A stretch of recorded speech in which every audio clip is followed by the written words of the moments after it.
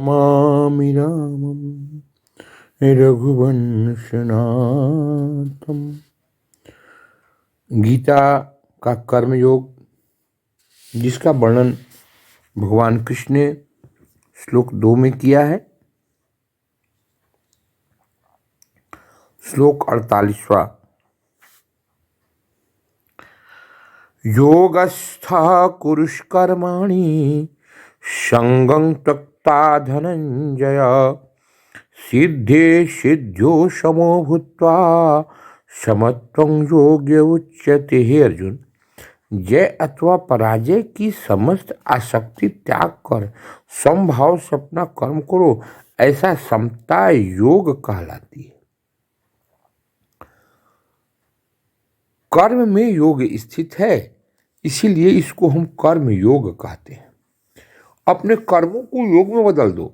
इसके पहले 27वां श्लोक में भगवान कृष्ण कहते हैं, 47 श्लोक, कर्मण्येवाधिकारस्तु ते मा फलेषु कदाचन।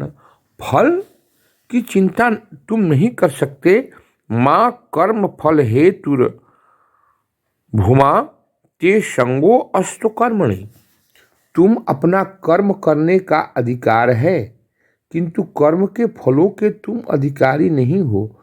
तुम न तो कभी अपने आप को अपने कर्मों के फलों का कारण मानो, न ही कर्म करने में कभी आसक्त हो जाओ। देखिए, कर्म में तुम्हारी आसक्ति भी नहीं होनी चाहिए। कर्म एक योग की तरह है। तुम कर्म करते हो और अगर फलों के प्रति तुम आसक्त हो जाते हो तो ये कर्म भी बंधन कारक है।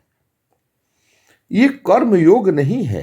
कर्म योग क्या है, उसकी व्याख्या में कृष्ण कहते हैं कि योगस्व कुरु कर्माणि। योग में स्थित होकर के तुम कर्म करो। कैसे? संगं त्यक्त्वा धनंजय। तुम आसक्ति का त्याग करो। सिद्धर सिद्ध्यो समो भूत्वा, समता को प्राप्त करो, होकर के समभाव को प्राप्त करो।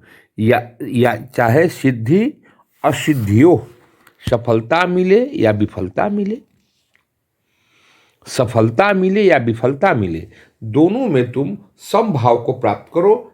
ऐसा ही योगी समता योगी कहलाता है। इसको समता कर्म योग कहते हैं। और तभी कहते हैं भगवान कृष्ण, कर्मण्येवाधिकारस्ते मा फलेषु कदाचन मा कर्म फल हेतुर भूमा ते संगो अस्तु कर्मणि।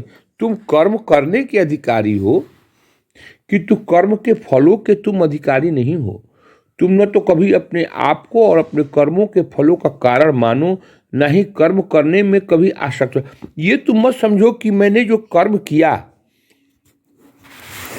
उसका ये फल मिला। कर्म फल कर्म के अनुरूप ही होता है, लेकिन उसमें असफलताएं भी होती हैं।